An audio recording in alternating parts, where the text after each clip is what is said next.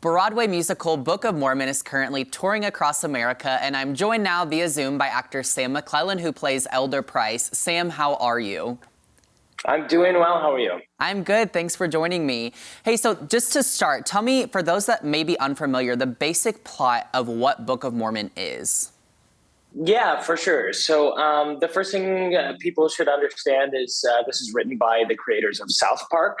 So the style of humor definitely falls in line with that. But basically, it's the story of two young Mormon boys at 19 after they just finished their missionary training, planning to go on a mission to somewhere fun and exciting. And they end up getting sent to Uganda.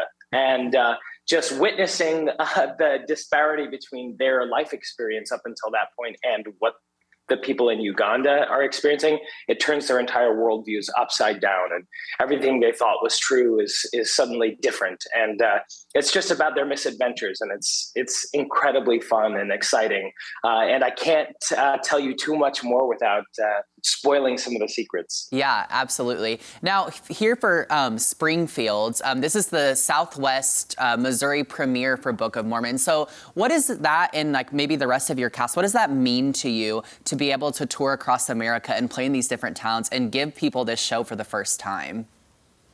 Yeah, that's a really good question. I think that this show in particular can resonate with quite a wide audience. But what I think is super exciting, especially about this leg of the tour, is we're going to be going to places that I've never seen it before, and going to markets where people are going to be coming to see the show completely unaware of what to expect. And I think that it's particularly in Middle America, I think there's a lot that this show has to offer in terms of just kind of like opening up people's eyes and maybe getting them to see things from a different perspective. The show has like a really, really beautiful core and a beautiful heart to it. And I think that that's going to, speak to a lot of audiences who don't particularly consume a lot of musical theater. I think this show kind of reaches beyond the core musical theater audience. Yeah, for sure. It sounds like there's maybe a lot to learn from this musical for people that aren't familiar with it. Now, for people that may be familiar with it, how does the touring version differ from the Broadway version, if at all? Yeah, I mean, minor stuff. When you're traveling a show, you have to consider space and time to load in and load out the show. But to be honest with you, the changes or the differences are not going to be perceivable to somebody unless they've seen the Broadway production multiple times. It's the same stuff. It's basically, one-to-one replica of what the Broadway show is. It's set by the same creative team.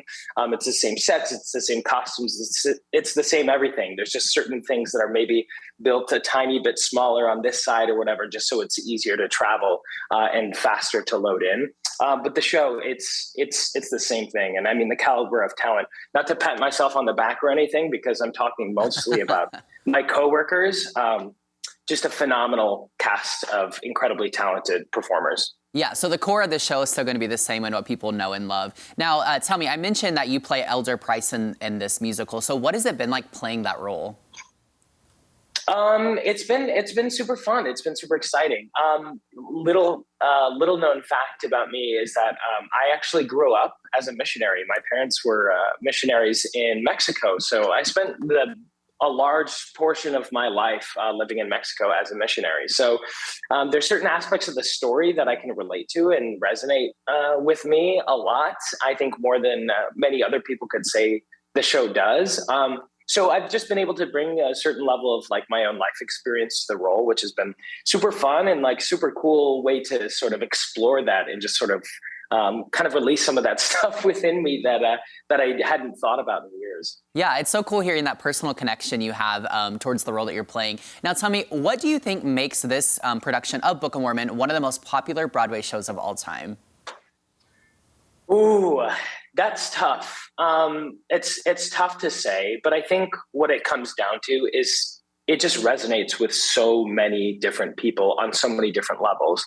I think it tackles a lot of the issues of like first world problems, like these two kids, coming from Utah, like their view of the world is so like cookie cutter and like everything is like generally pretty great all the time. Like the worst thing, that could happen to you is like, forgetting your lunchbox at home when you went to school.